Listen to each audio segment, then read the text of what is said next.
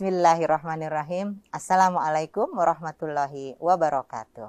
Sahabat keluarga, sayang keluarga dimanapun saling menjaga. Pada podcast Saga kali ini kita akan membahas pentingnya pendaftaran merek bagi pelaku UMKM.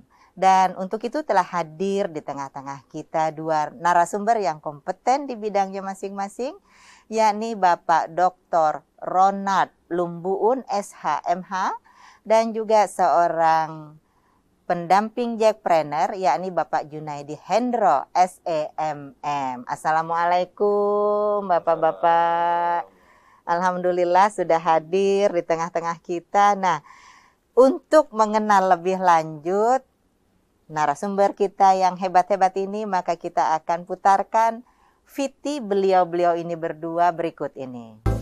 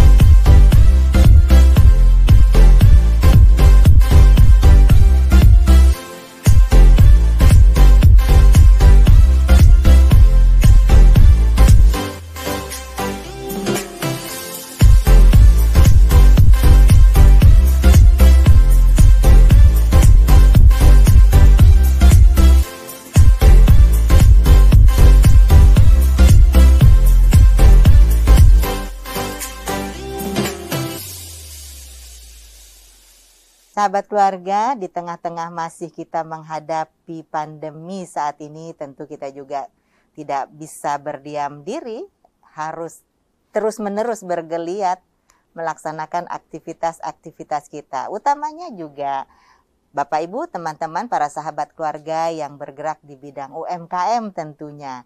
Dan apa-apa saja yang diperlukan untuk menjadikan UMKM kita ini terus menggeliat, di samping ikhtiar-ikhtiar untuk perbaikan kualitasnya, tapi juga tidak kalah pentingnya adalah apabila sudah memiliki merek-merek tertentu, perlu untuk segera didaftarkan. Dan bagaimana prosesnya dan seluk-beluk pemahaman, pengertian, dan juga tata caranya, kita akan berbincang-bincang dengan narasumber kita.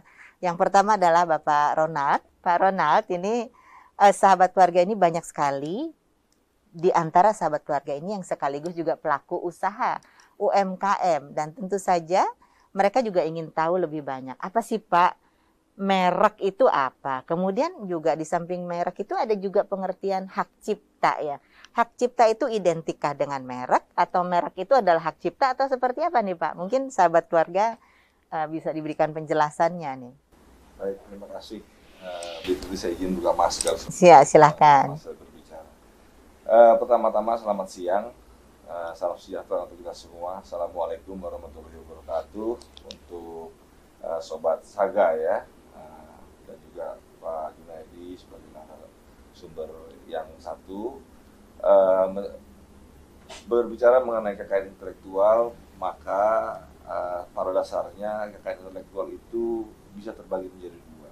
Yang pertama adalah kekayaan intelektual personal atau personal intellectual property, dan yang berikutnya adalah kekayaan intelektual komunal atau communal intellectual property. Apa yang disebut dengan personal intellectual property adalah di dalamnya ada merek, hak cipta, desain industri, paten, dan lain sebagainya. Sementara kalau kita berbicara mengenai kekayaan intelektual komunal, maka kita berbicara indikasi geografis misalnya, pengetahuan tradisional, dan lain sebagainya. Ada beberapa hal yang tentunya bisa kita diskusikan lebih lanjut, namun bukan menjadi bahasan kita pada pagi hari ini. Adapun yang menjadi bahasan kita pada pagi hari ini adalah merek dan kemudian hak cipta, seperti tadi Bu Tuti tanyakan kepada kami. Itu sesungguhnya termasuk kepada kekayaan intelektual personal atau personal intellectual property, yang artinya adalah memberikan hak eksklusif kepada masyarakat, dalam hal ini para pemegang hak cipta dan hak merek apabila mereka sudah mendaftarkan mereknya dan mencatatkan hak ciptanya kepada pemerintah, dalam hal ini Kementerian Hukum dan HAM, lebih khusus lagi Direktorat Jenderal Kekayaan Intelektual, dan lebih khusus lagi Kanwil Kemenkumham DKI Jakarta, karena kami sebagai instansi vertikal dari Kementerian Hukum dan HAM yang mempunyai tugas dan fungsi menjalankan sebagian tugas dan fungsi di wilayah, dalam hal ini wilayah DKI Jakarta. Kemudian kalau kita berbicara merek, maka kita berbicara mengenai nama, kita berbicara mengenai gambar atau logo, dan kita berbicara mengenai bau juga, bahkan di dalam dunia di beberapa negara dunia maju seperti katakanlah Perancis begitu, sebuah bau itu sudah dikenal sebagai sebuah merek, diakui sebagai sebuah bentuk dari kekayaan intelektual yang bernama merek. Nah, sementara di negara kita belum, baru sebatas misalnya nama, kemudian logo, dan kemudian bunyi, Bu. Kalau kita dengar ada bunyi suatu gadget yang sangat khas tentunya, kita begitu kita dengar bunyi itu, kita tahu, berarti gadget itu adalah satu gadget yang dengan gambar tertentu, dan berbicara juga dengan gambar juga seperti demikian. Nah, kalau kita berbicara mengenai hak cipta, maka kita berbicara mengenai karya pikir, hasil karya seni, hasil karya ilmu pengetahuan, katakanlah hasil karya tulis, ya, hasil ciptaan-ciptaan lagu, itu yang namanya hak cipta. Nah, di kedua rezim kekayaan intelektual personal ini juga memiliki sistem perlindungan yang berbeda. Kalau di dalam merek, kita mengetahui ada nama sistem perlindungan konstitutif. Artinya apa?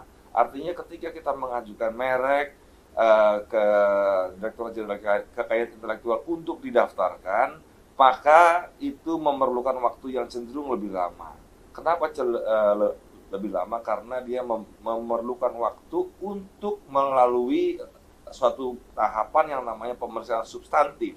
Sementara kalau hak cipta itu hanya memiliki atau bersifat sistem perlindungan yang namanya deklaratif.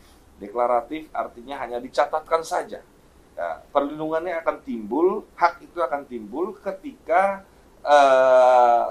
atau pada saat si pencipta itu mendeklar bahwa ini memang ciptaannya di publik. Katakanlah kalau di hari-hari ini ada namanya media YouTube atau Instagram. Nah, ketika dia bisa membuktikan bahwa kapan dia pertama kali mendeklar, disitulah, pada saat itulah dia akan timbul. Lain ketika berbicara kembali pada merek, maka hak merek itu akan timbul ketika sertifikat dari sebuah merek itu sudah diberikan kepada dia, kepada pemegang hak merek, dan kemudian barulah di situ timbul hak merek. Itu, Bu, kira-kira perbedaan antara merek dan hak cipta yang sama-sama dua-duanya adalah jenis dari kekayaan intelektual personal yang sesungguhnya dua hal yang berbeda, sama sekali berbeda, antara merek dan hak cipta. Mungkin itu, Bu. Wah, baik, terima kasih nih Pak Ronald. Nih tim saya nih juga baru tahu nih, manggut-manggut dari tadi, sama saya juga baru tahu juga ya bedanya ya kan. Nah, jadi itu menarik sekali ya, sahabat keluarga. Di samping tadi kalau di negara lain misalnya Perancis, bau pun sudah ya, mungkin mereka banyak bikin parfum apa dan sebagainya. Tapi kita masakan-masakan bisa juga nih Pak, mulai dipikirkan barangkali bau-bau tertentu dari masakan ya, aroma tertentu ya.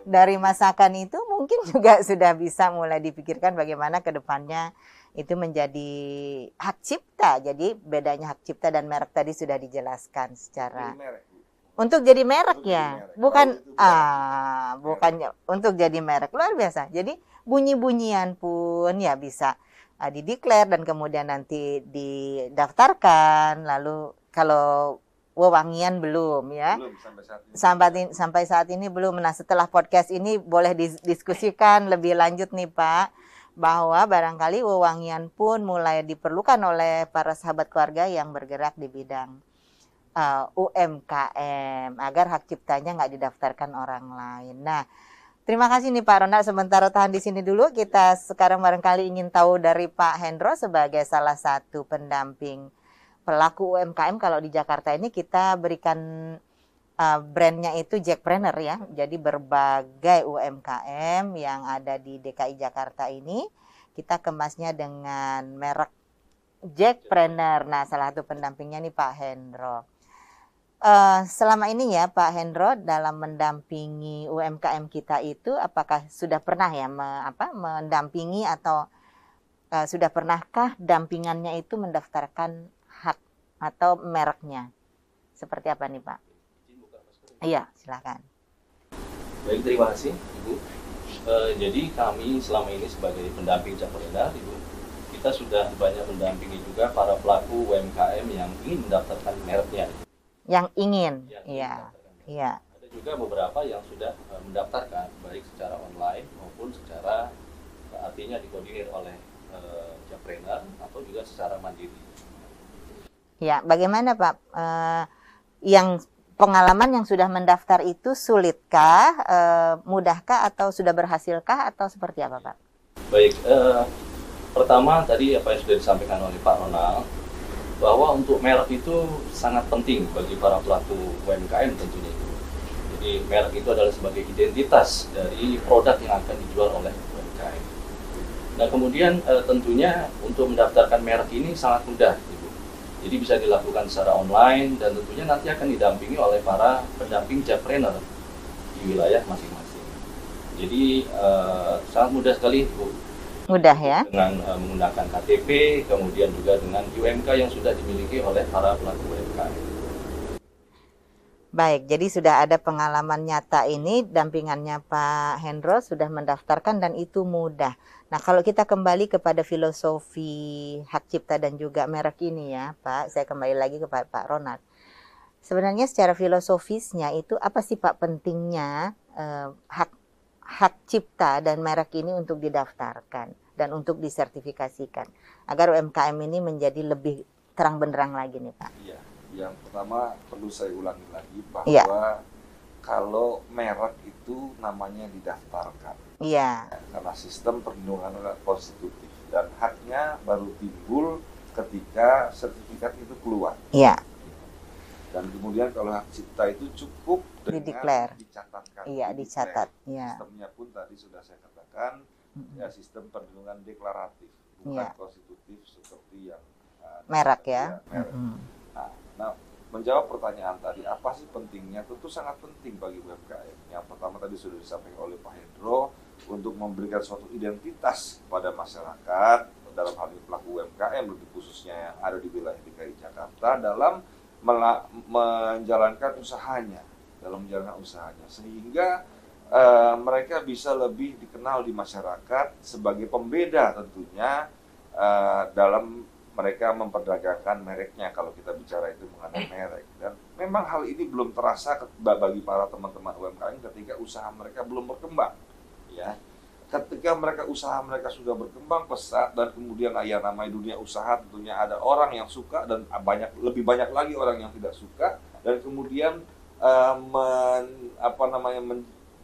menduplikasi merek tersebut menggunakan secara melawan hak menggunakan merek tersebut. Nah, disitulah baru terasa pentingnya sebuah pendaftaran merek, sehingga oleh karenanya sangat penting bagi para pelaku UMKM untuk mendaftarkan mereknya. Kebetulan saya berlatar belakang dari Direktorat Jenderal Kekayaan Intelektual sebelum saya menjadi seorang Kepala Divisi Barang Hukum dan HAM.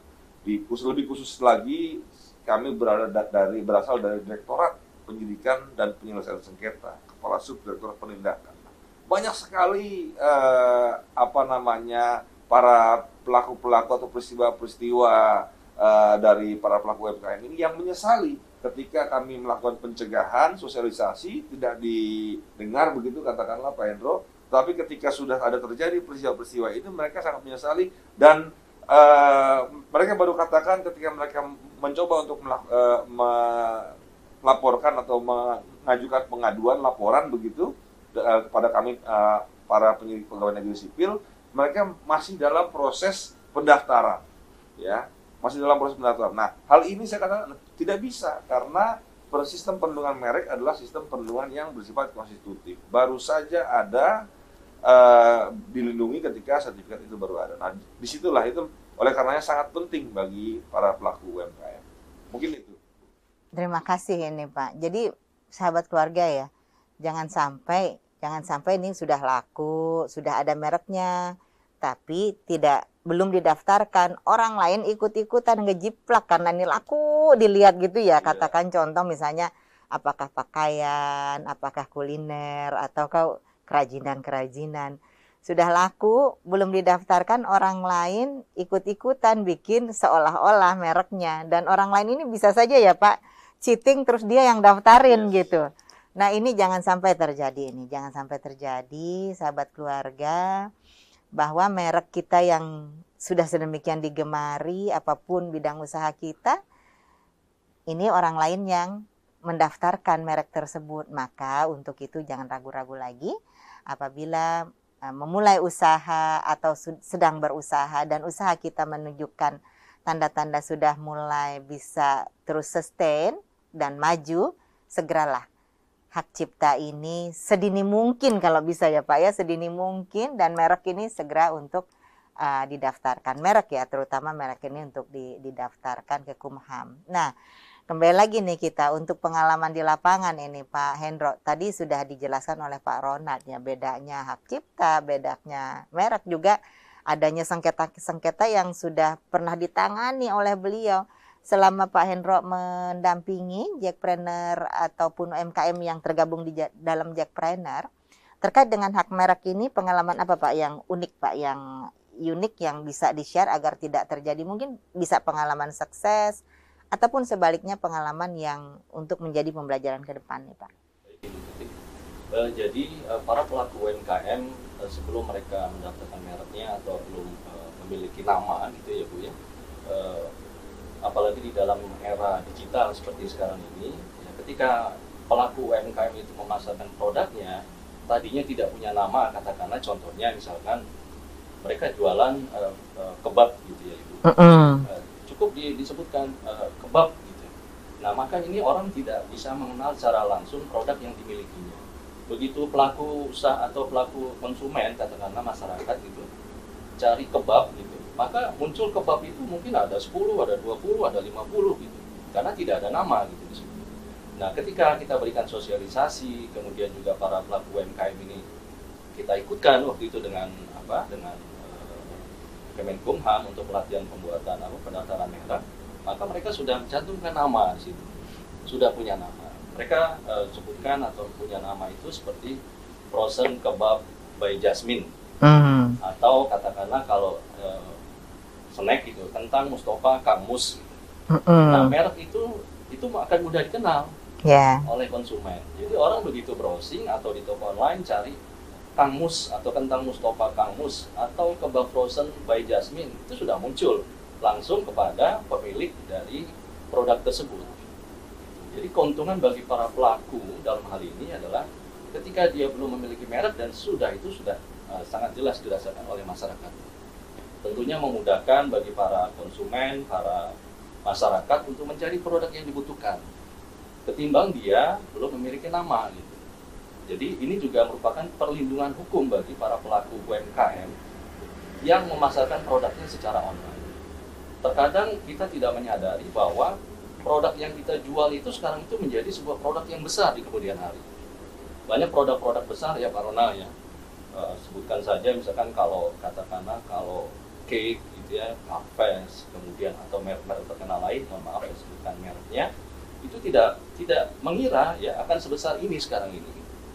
Nah, kalau para pelaku UMKM ini sadar bahwa merek itu langsung didaftarkan Kang Mus gitu, suatu saat menjadi besar, maka ini menjadi hak merek dari pelaku usaha tersebut. Dan ini memiliki kekayaan tersendiri ya Pak Ronald. Artinya suatu saat menjadi besar ini bisa diperjualbelikan, artinya merupakan menjadi aset dari pelaku UMKM itu sendiri gitu. Jadi sekali lagi para pelaku usaha mulailah daftarkan mereknya sekarang juga ya, mumpung ini masih dalam pengembangan atau mulai usaha. Semoga nanti ketika besar ini sudah menjadi hak paten Bapak Ibu atau hak merek Bapak Ibu.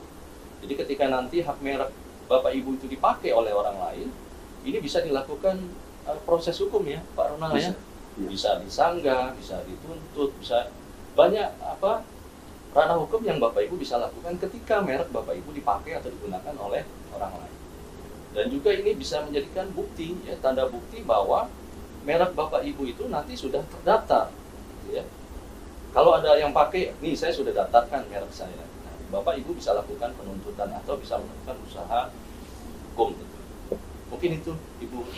Baik Pak Hendro. Nah sahabat keluarga nih kita kembali lagi ke Pak Ronald. Pak Ronald, jika demikian ya, tadi Pak Ronald sudah jelaskan, juga Pak Hendro. Kalau begitu nih Pak, saat yang paling tepat untuk nih pelaku UMKM mendaftarkan mereknya, itu kapan sih Pak? Apakah ketika menginisiasi sebuah usaha langsung daftar, atau kapan nih waktu yang paling tepat, lalu syarat-syaratnya apa saja ya Pak untuk pelaku UMKM ini? Tentunya kalau pertanyaan menjawab pertanyaan kapan waktu yang paling tepat, tentunya para pelaku usaha itu sendiri yang paling mengetahui kapan dia harus melaksanakan atau mendaftarkan merek dagangnya. Nah, kami selaku pemerintah hanya bisa mengimbau dan terus berusaha mendorong kepada masyarakat, para dalam hal ini pelaku UMKM, untuk segera mendaftarkan merek dagangnya, supaya tadi sudah dijelaskan, supaya mendapat perlindungan ya jelas dari negara, sehingga ada bentuk bahwa negara itu hadir. Dan perlu saya tambahkan juga di sini bahwa Direktorat Jenderal Kekayaan Intelektual dalam hal ini juga termasuk Kanwil DKI Jakarta tidak hanya sebatas mendorong para pelaku usaha UMKM di wilayah DKI Jakarta untuk mendaftarkan mereknya, tapi lebih jauh daripada itu kami juga menyediakan perangkat-perangkat hukum, termasuk para aparat penegak hukum, dalam hal ini para PPNS kekayaan intelektual yang memang sudah dididik sedemikian rupa untuk menangani kasus-kasus dugaan pelanggaran pidana merek, itu untuk melindungi para pemegang hak merek. Ya, jadi tidak hanya sebatas mendorong pendaftaran merek, tapi kami juga selalu melindungi. Jadi ada nama istilahnya filing, commercialization, dan law enforcement. Itu tiga step dari yang diarahkan oleh Bapak Direktur Jenderal Kekayaan Intelektual. Nah, kemudian menjawab pertanyaan berikutnya adalah langkah-langkah apa saja. Sangat-sangat mudah pada hari-hari ini. Kita tahu bahwa hari ini ada yang namanya situs www.dgip.go.id. Kalau sekarang ada yang namanya COVID-19 sudah 3 tahun belakangan ini, maka Direktorat Jenderal Kekayaan Intelektual itu memiliki Lokfit yang namanya loket virtual. Nah, tinggal dibuka melalui di situs itu dan diajukan. Persyaratan tadi sudah disampaikan oleh Bapak Hendro. Yang pertama tentu KTP. KTP ini untuk menjamin bahwa si pelaku usaha ini adalah orang yang cakap melakukan perbuatan hukum, sudah cukup umur. Dan yang kedua tentunya memiliki etiket atau logo yang memang sudah, entah logo, entah nama yang memang sudah dipersiapkan untuk didaftarkan sebagai merek.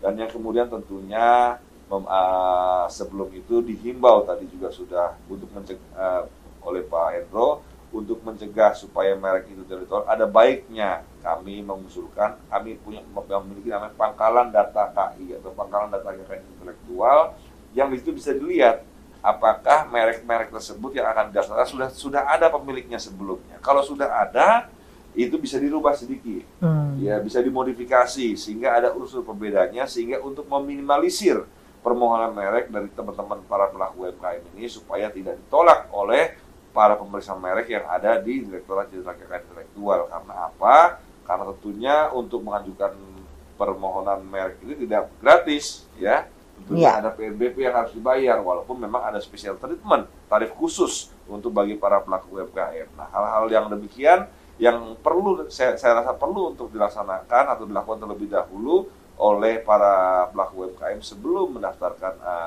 mereknya di Direktorat Jenderal Kekayaan Intelektual. Mungkin itu. Terima kasih Pak. Ini yang sahabat keluarga ini juga ingin tahu pastinya menyangkut PNBP-nya tadi, pembiayaannya.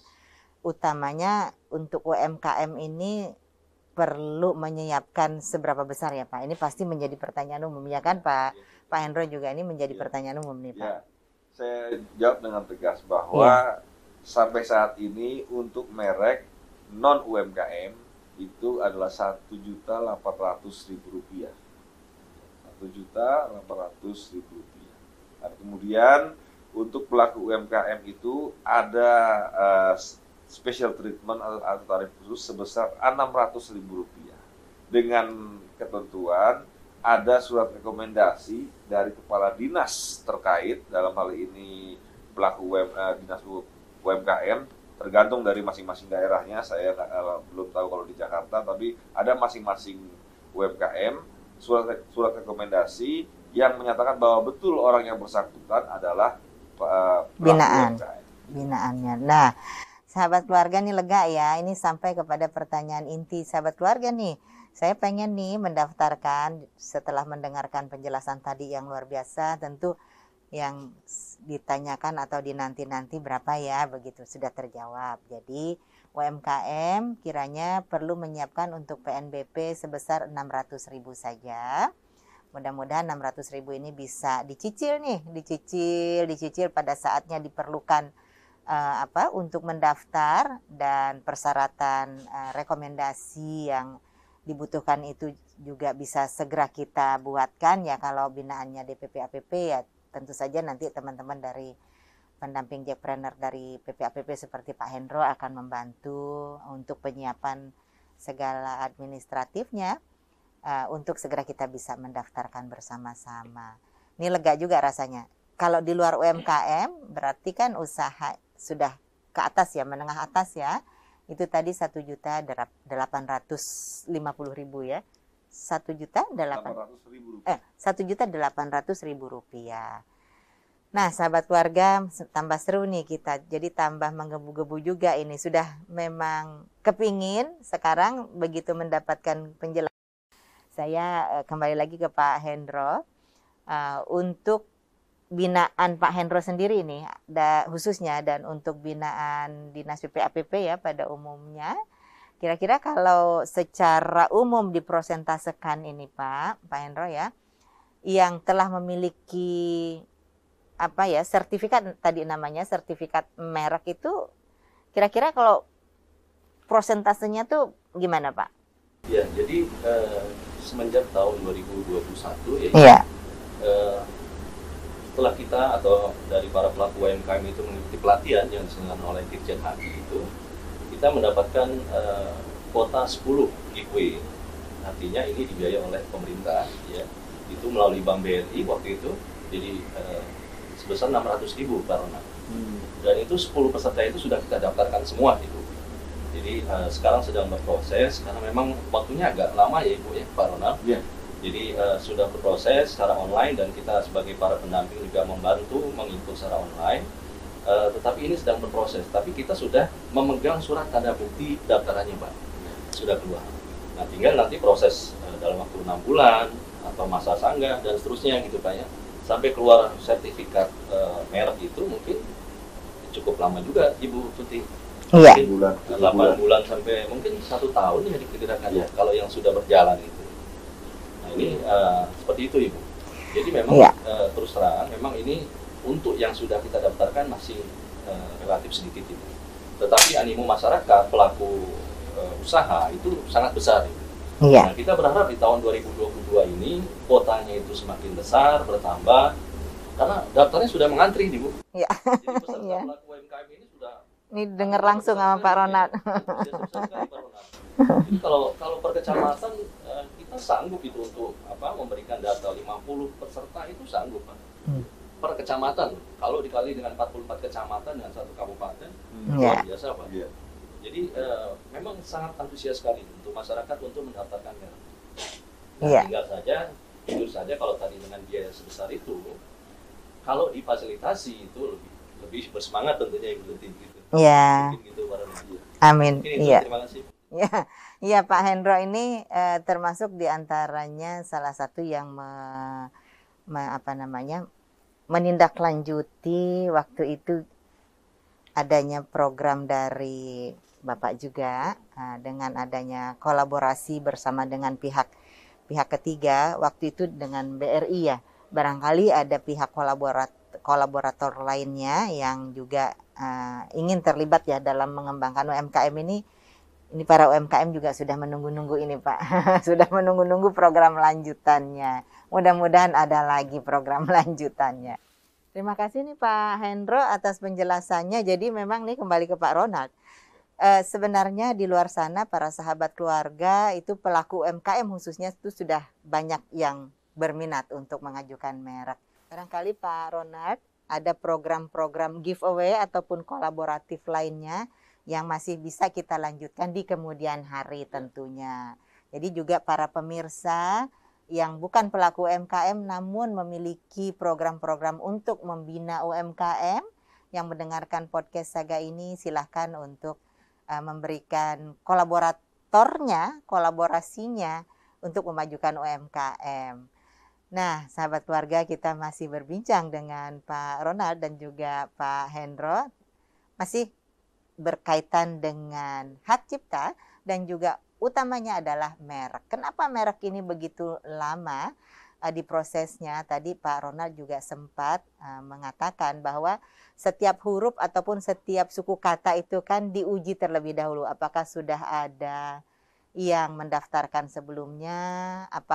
Nah ini sampai sejauh mana Pak persamaannya atau ketidaksamaannya ini untuk bisa diuji? Katakanlah merek seseorang ini mungkin ada 3 suku kata, 2 suku katanya yang sama, 1 suku kata yang tidak sama, ini boleh atau enggak? Atau seperti apa sih Pak untuk merek itu?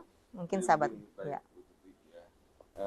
Yang pertama-tama tentunya kalau mengenai pertanyaan sampai sejauh mana diperiksanya itu seorang pemeriksa merek tentunya yang lebih berkompeten untuk menjawab bagaimana dia cara memeriksa.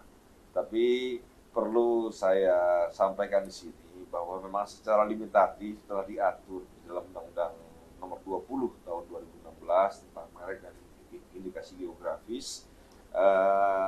Ada beberapa kriteria sebuah permohonan merek yang tidak dapat dikabulkan. Yeah. Yang pertama tentunya yang paling umum adalah memiliki persamaan pada pokoknya. Memiliki persamaan pada pokoknya dengan merek-merek yang sudah terdaftar sebelumnya. Dan kemudian yang kedua adalah merek-merek yang bersifat generik, ya, atau menggunakan kata-kata yang bersifat general.